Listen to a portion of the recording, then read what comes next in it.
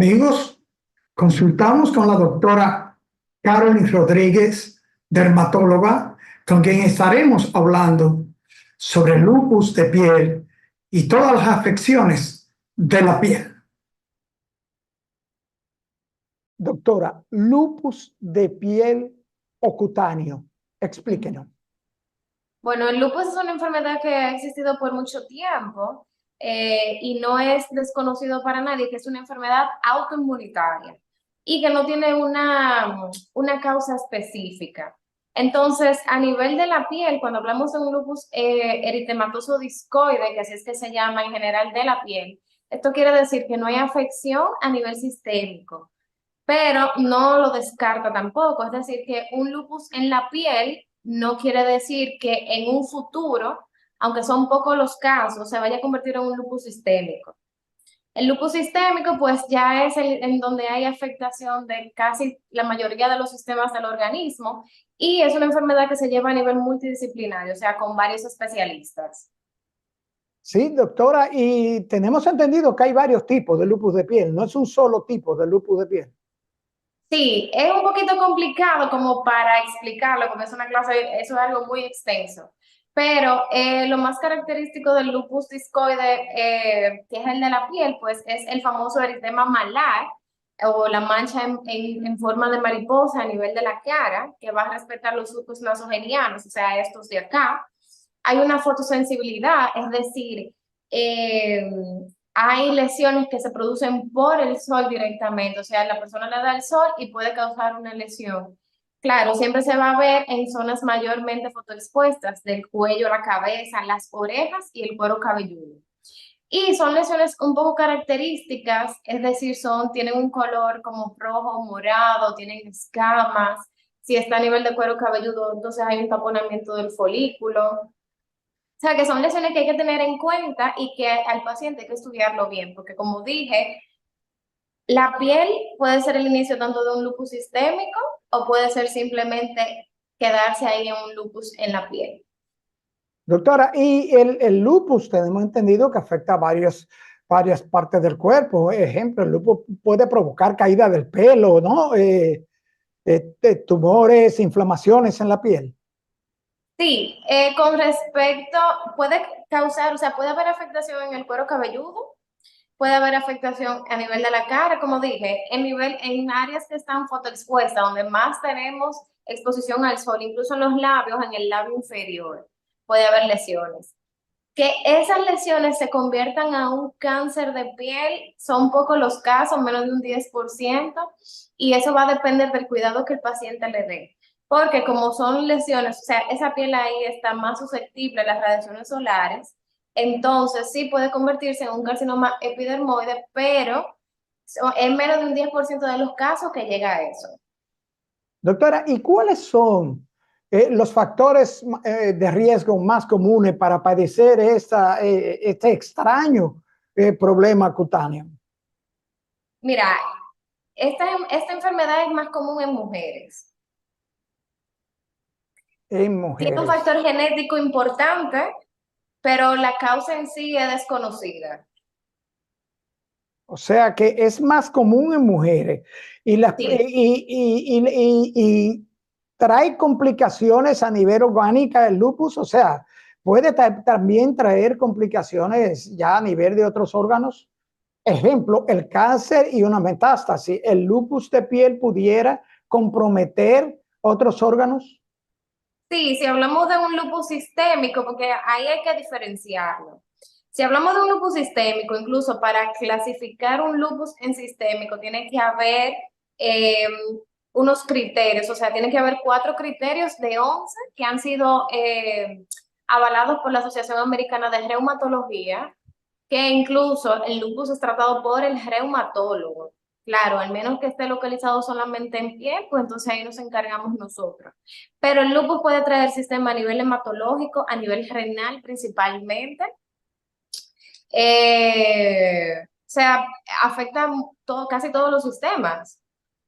O sea que el lupus sistémico, entonces estamos hablando, doctora, de una afección, de un lupus bastante peligroso, ¿no? Sí, y entonces en la piel puede ser que se den las primeras manifestaciones. Por eso es importante que, por ejemplo, uno cuando está sospechando de lupus y, por ejemplo, tenemos alguna lesión en la piel, pues el diagnóstico lo podemos hacer a través de la biopsia y, claro, haciendo analíticas. Un análisis muy importante es determinar si está positivo anticuerpos antinucleares, que eso sí nos puede dar el diagnóstico. O sea, un gran peso sobre el diagnóstico nos lo da ese análisis. Doctora, el lupus es contagioso. Usted sabe que cuando hay manifestaciones en la piel, como llagas, tumores, pues la gente tiene ciertos resquemores al roce. ¿Es contagioso el lupus de piel? No, ninguno de los, o sea, ninguno, el lupus en general no es contagioso. Eso es algo que sale, como quien dice, al azar. ¿Se puede prevenir el lupus?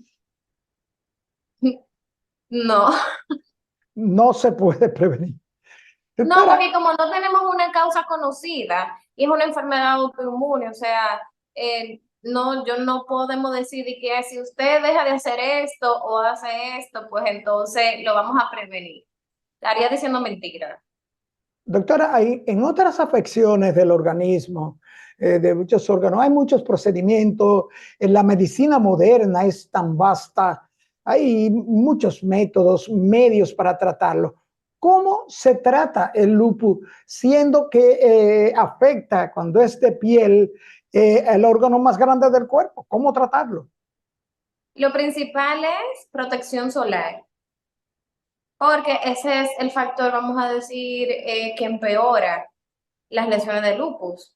Entonces, parte del tratamiento es la protección solar, obligatoriamente, o sea, utilizar protector solar, cuando salgan a la calle, utilizar gorras, sombrero, sombrillas.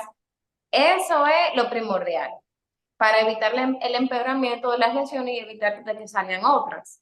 Y bueno, pues se utilizan esteroides tópicos, ya cuando es a nivel localizado de piel, incluso hasta intralesionales, dependiendo. Y pues ya si hay afectación de otros órganos, como dije, el reumatólogo pues se encarga de esos pacientes, pero normalmente el tratamiento básico es esteroides y antimaláricos. Esteroides, Y antipalúdicos o antimaláricos. no se usa antibiótico en el tratamiento del lupus, No, al menos que haya una infección. a menos que provoque el lupus una infección. Sí, al menos que haya alguna lesión que esté infectada y eso, o sea, pero el tratamiento es básicamente ese. Doctora, ¿hay lupus en niños? Sí, Lupus existe en el lupus, niños. sí, sí, sí. Incluso el lupus sistémico, un 10 a un 20% inicia en la niñez, el sistémico. Y también en mujeres con lupus, el bebé puede nacer con lesiones similares a lupus. O sea que no está el lupus eh, eh, exclusivo de edades adultas mayores, adultos mayores, puede ser un lupus también en niños. Esta es una patología, doctora, que puede conducir a la muerte. Si es sistémico, sí, por las complicaciones. Si Por es las complicaciones sistémico. y por lo que trae a nivel sistémico, principalmente a nivel renal. Entonces, creo que están complacidos los amigos de consulta y vemos, doctora, como ciertamente porque la gente piensa en el lupus en algo interno. La gente piensa lupus de la cabeza, lupus interno, pero este es el lupus sistémico que usted cita. Exacto. El lupus de piel puede afectar todo el cuerpo o se manifiesta solamente en ciertas áreas del cuerpo. Puede aparecer lesiones en cualquier parte del cuerpo, pero es más frecuente del cuello hacia arriba, brazos, en zonas que está, el sol está, que nos da más. Bien, doctora, dermatitis. Dígame de la dermatitis, doctora. Tenemos entendido que hay varios tipos de dermatitis también. Ujú. Sí, porque el término dermatitis implica inflamación de la piel. Ahora, ¿por qué es inflamación? Pues entonces ahí nos vamos a, a dividir, por así decirlo. Está la dermatitis atópica, la dermatitis por contacto, la dermatitis seborreica, que esas son las tres principales. Dermatitis por contacto, doctora. Ajá.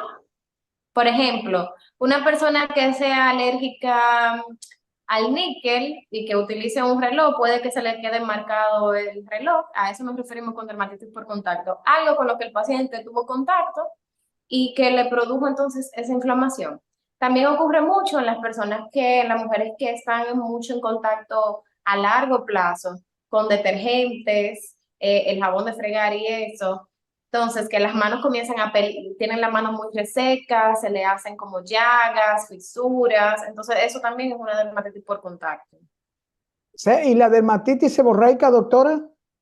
Es lo que la gente conoce como caspa. La caspa. Ujú. Que no tiene mayores consecuencias. La caspa tengo entendido que hasta con un champú, con un tratamiento, pues puede quitarse, curarse la caspa. No se cura en sí, sino que se mantiene bajo control. La caspa, la dermatitis seborreica es una condición propia de cada quien, porque eso depende de la producción de sebo de sus glándulas sebáceas. Entonces, si una persona produce mucho sebo, entonces sí puede desarrollar una dermatitis seborreica y eso lo mantenemos bajo control, ya sea con champú, con lociones para el pelo y claro, puede haber una afectación en la piel a nivel de la cara, el pecho y la espalda y ya eso lo trataríamos con cremas. El estrés en estos casos es un factor muy importante, no porque lo produzca, sino que lo exacerba. O sea, la dermatitis tiene que ver también, doctora, con las infecciones de piel. No necesariamente, una infección puede aparecer en cualquier patología. Si entra una bacteria y infecta, entonces sí, ahí tenemos un proceso infeccioso, pero no es que una dermatitis me va a producir necesariamente una infección. O sea, ejemplo, la lepra. La lepra es una enfermedad de la piel Ajá. y la lepra sí causa infecciones y llagas,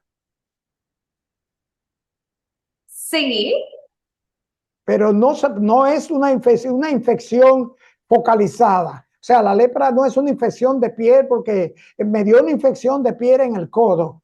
es que cuando hablamos de infección, estamos hablando de que una bacteria entró al cuerpo y produjo algún tipo de lesión.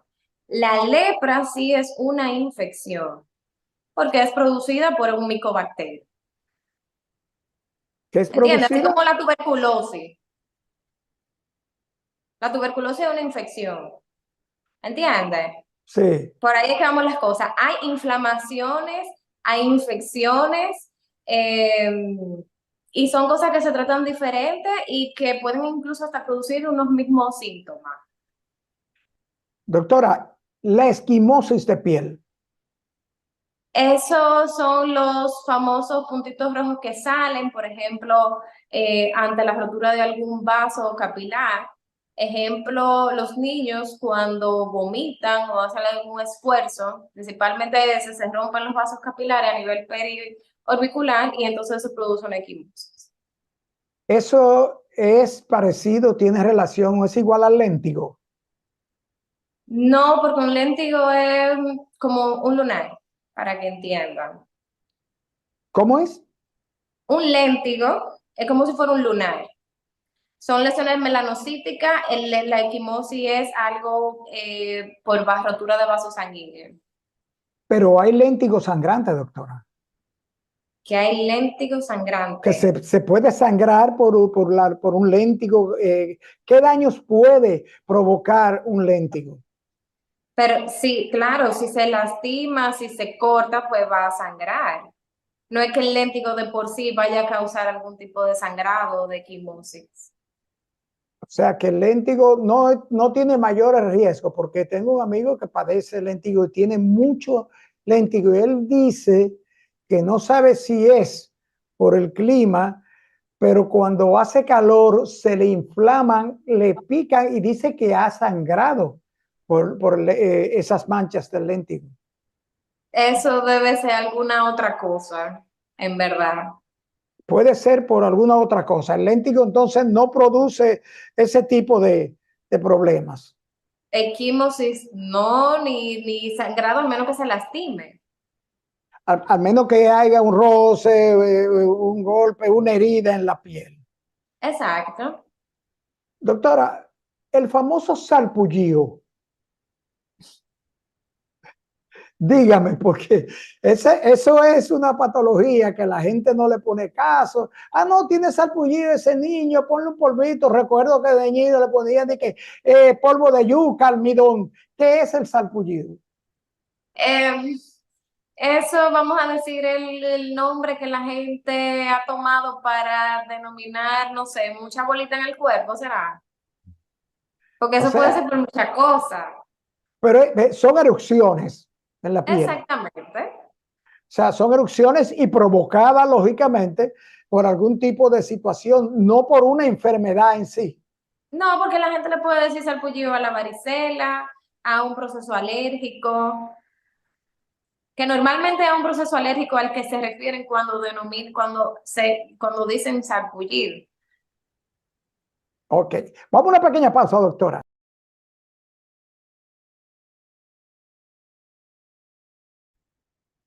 Amigos, gracias por acompañarnos en esta consulta con la doctora Karen Rodríguez y les invitamos a que si le agradó o les resultó interesante y orientador esta consulta, por favor se suscriban a nuestro canal Consulta Participativa. Gracias, amigos.